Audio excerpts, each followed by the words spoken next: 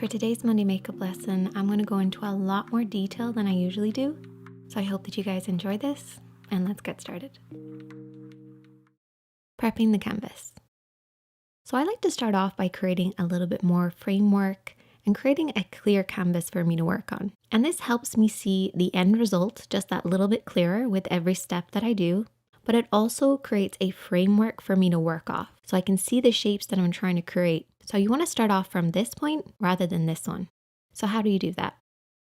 So I start off by applying my moisturizer all over my face, including around the eye area. I apply a very sheer amount of concealer or foundation around the eye area and the eyebrows. Now I only apply a sheer amount because if I need to, I can always just cleanse this away. But a sheer amount creates a blank canvas for me to work off. And I also fill in my brows. Now, brows are really personal, so I'm not going to tell you what to do, but what I like to do is just darken from the center out, making sure that this is nice and deep and filled in. And then just on the inside of the brows, I use whatever's left over in the brush to create some fine little hairs. And now we can see our eye shape just that little bit clearer, our brows are filled in, and we're ready to apply our eyeshadow. You might be wondering why I don't just do my entire face. Well, it's kind of personal preference. For me, I find I get enough framework from just filling in my brows, and I can really see the shape that I'm creating by applying a small amount of concealer just around the eyes, which I can then clean up if I have any liner mistakes or fallout, and it's not going to mess up an entire beautiful face of makeup. But it is personal preference. Preparing the eyelids. So why do you need to prep the eyelids? Surely eyeshadow that's designed for the eyes should just be able to go onto the lids. Well, the eyelids are actually really thin and delicate and sheer, and makeup doesn't hold on to thin, delicate areas of skin compared to other areas of the face or body. That's why when you swatch something on, say, your wrist or your fingertips, it looks a lot more vibrant compared to when it's applied onto the lids. The eyeshadows need something to hold on to. So there's 3 different things that you can try. Concealer, this is great because you probably already have a concealer and you can just apply this onto the lids. Primer, which is designed for the actual lids itself and will really hold on to eyeshadow.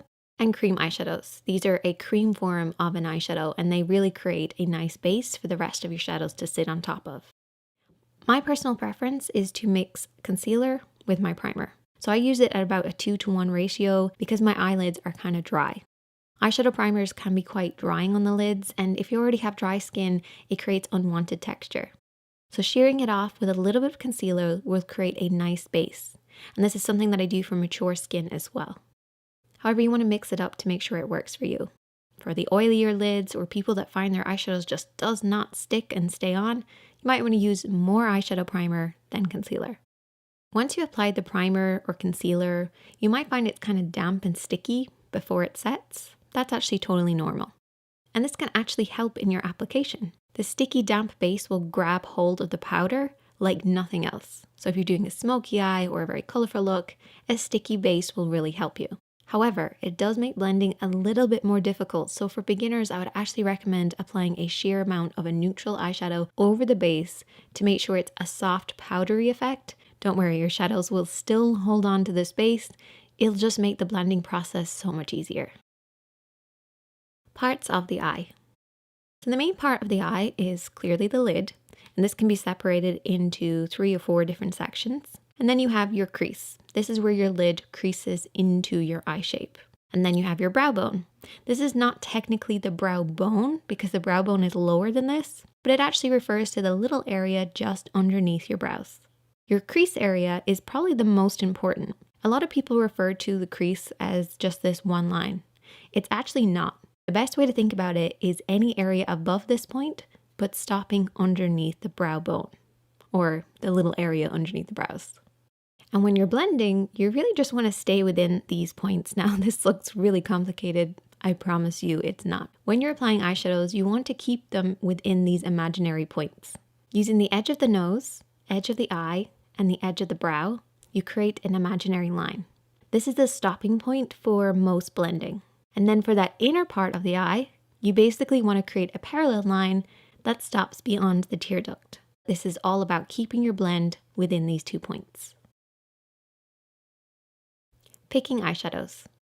So how many eyeshadows do you actually need to create an eye makeup look? Well, for any basic look, you only need 3 things: a light, a medium, and a dark. So your light color is at least 1 shade lighter than your skin tone, but can be like 4 or 5 or 6 shades lighter. Depends on the look that you're creating. Then you have your darker shade, which should be at least 1 shade darker, but can be anywhere up to 4 or 5 or 6 shades darker. And then you have your medium shade. So this is somewhere in between your light and your dark. It's almost as if you mixed your light and dark together, then you get your medium shade. And it doesn't have to just be with neutrals. This also works with, say, colors like purple. We have a light purple, a dark purple, and a medium purple. However, the medium shade can actually be swapped out for more of a neutral color. So this color here is still in between these, but it's just a little bit more muted and neutral because it's a light pink instead of a purple. And these shadows are often referred to as the highlight, the midtone or transition shade, and the contour. So the highlight shade is basically what it is. It's a highlight, so it's a light. You also have your contour, which we all know is for deepening and darkening something, so that's your dark. And then you have your midtone, or as a lot of YouTubers refer to this as a transition shade.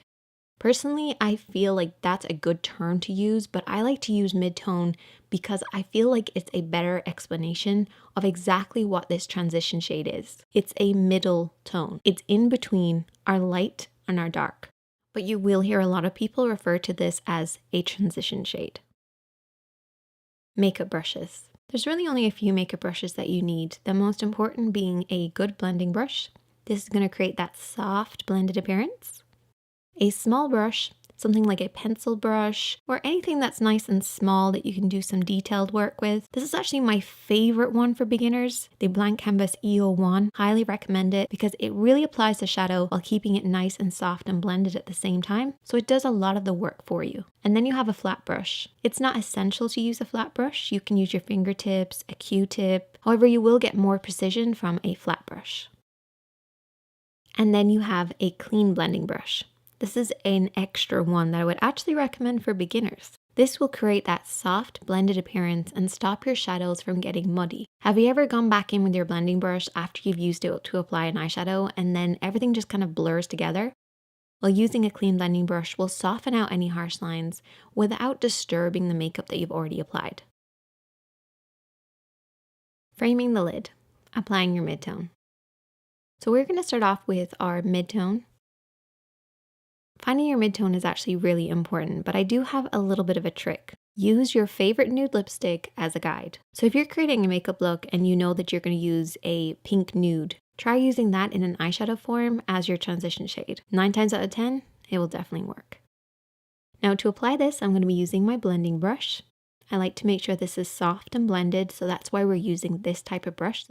We're going to start by applying this on the outer edge to start with, and then blending it over and back. Wherever you place the brush first is where you will get the concentration of color. So when we're applying dark shadows, we want to start on the outer edge and then blend over and back.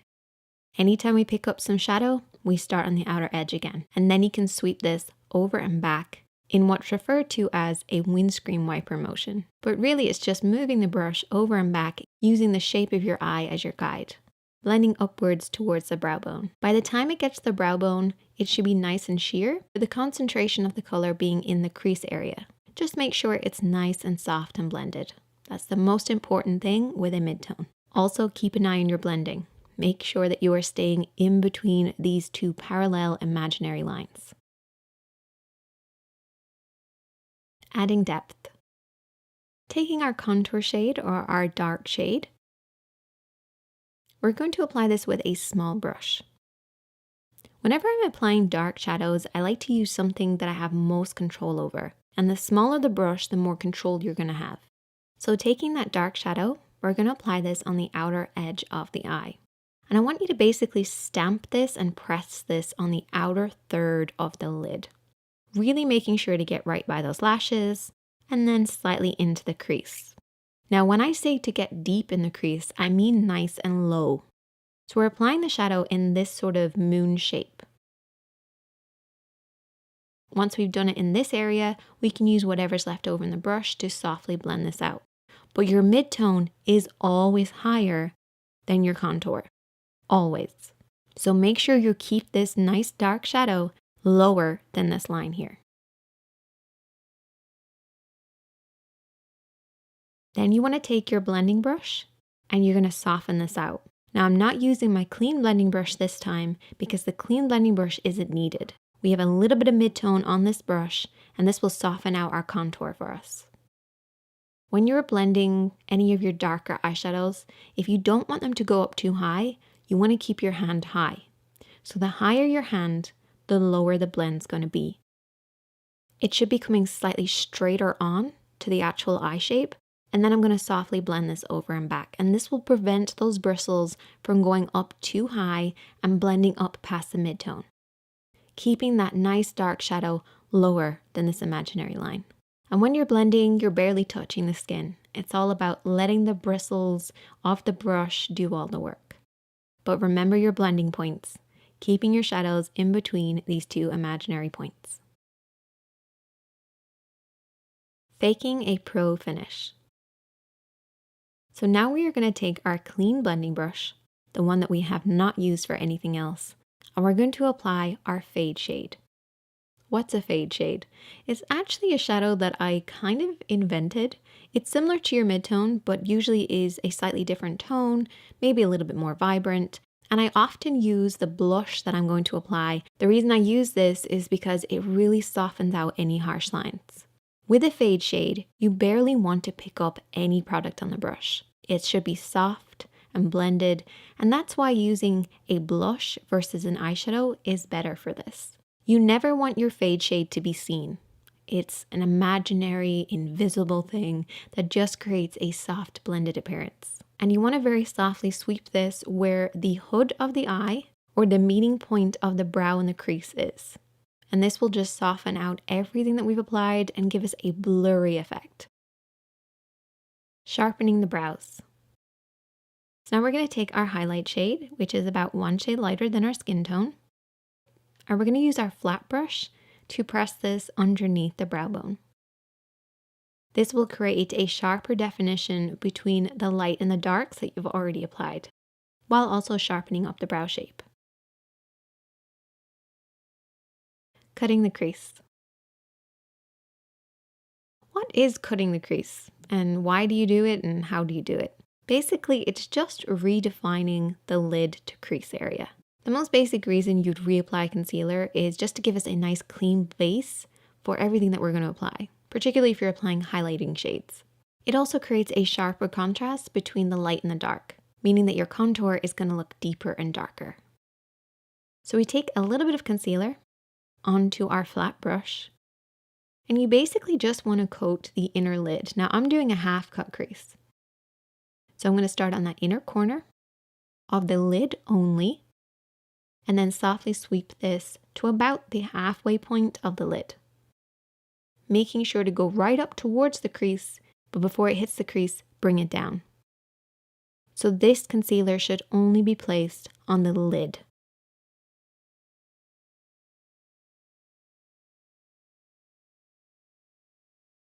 Once that's on there, I then take my ring finger and I just tap around the edges. So right where the concealer meets the shadow on the outer edge. This will just remove any excess, so it's not going to be too damp when we apply the shadows over the top. So taking our flat brush again, and I've just wiped off that flat brush on a dry tissue, I'm going to take my highlighter shade and apply this over the concealed area. And this will set it in place and give us a nice sharp base to work on. Catching the light. Taking that flat brush again, we are now going to take a highlighter. So this is different from the highlight. This is a highlighter. So it's similar to the highlight, but it has like a pearl or a shimmering finish. So what this does is it just catches the light, and the main areas I like to focus on are just the inner corner and slightly underneath the brows. But you can also tap this across everything that we've applied, just making sure not to get it in the crease. Faking a pro finish. So now we have a difference between our light and our dark. We want to create that nice pro finish. So we're going to take our fade shade again, and our fade shade, remember, is similar to the midtone, maybe a little bit more vibrant, a slightly different tone. and just apply a small amount of the fade shade right where the light and the dark meet in the center of the lid. And instantly, we get a much better blend between the light and the dark. This is how you fake that pro finish. Shaping around the eyes. For the next step, we're going to take that flat brush. I'm going to take my contour shade and I'm going to apply this underneath the lashes on the lower part of the eye. And this will create more definition. And I usually stick it to the outer 2/3 of the eye when I'm applying the darker shade. You're basically just running this along the edge of the eye. With our mid-tone then, I'm using the same brush and I'm going to softly sweep this all the way into the inner corner. This will create a softer blend for our contour while also creating some more definition. And then to finish, you want to take your clean blending brush. This may have a little bit of fade shade on it, but that's totally fine. And you just want to blend around everything that you've already applied with a very, very light hand. And then our eyeshadows are on. Brightening the eyes. For the next step, I'm going to take a pencil liner. Now, when you're picking a pencil liner, a lot of people instantly think of white liner. It's actually not a good idea to use white eyeliner unless you have extremely pale skin. You want to choose a pencil that works with your own skin tone. So it can be a little bit brighter, but it doesn't necessarily have to be white. So I'm going to use this shade here because it blends in perfectly with my skin tone. And I'm just applying this on the inner rim of the eye. So you see that little area of skin that's just inside? You basically just want to run the pencil along that. And this will create a brighter appearance and also make your eyes look a little bit bigger too. Sharper Pro Finish. We're now going to take liner, and don't worry, because we're only going to be using this to create an invisible line. So I'm using a felt tip eyeliner because I feel like they're the best and easiest to use. I'm going to take my pinky and rest this on my cheek, and then run this liner along the lash line. You shouldn't be able to see this liner. It's invisible. It's super thin. It's really close to those lashes, and it's almost sheer. So don't over apply this. Keep it nice and low and aim as if you were trying to coat the roots of your lashes rather than your actual lid. And you can see the difference that it makes. It's a very tiny line that makes our eyes look a little bit more bigger, brighter, and more defined. And this will also create the illusion of thicker lashes as well. And create that little pro finish. Finish off with mascara and the rest of your makeup. If you need to, you may have to clean up underneath your eyes, but that's okay. And there you go. That is the finished look. If you do have any questions, definitely let me know in the comment section. I will try to answer as many as I can. Hit that subscribe button and check out the other videos on the screen, and I'll see you in the next one.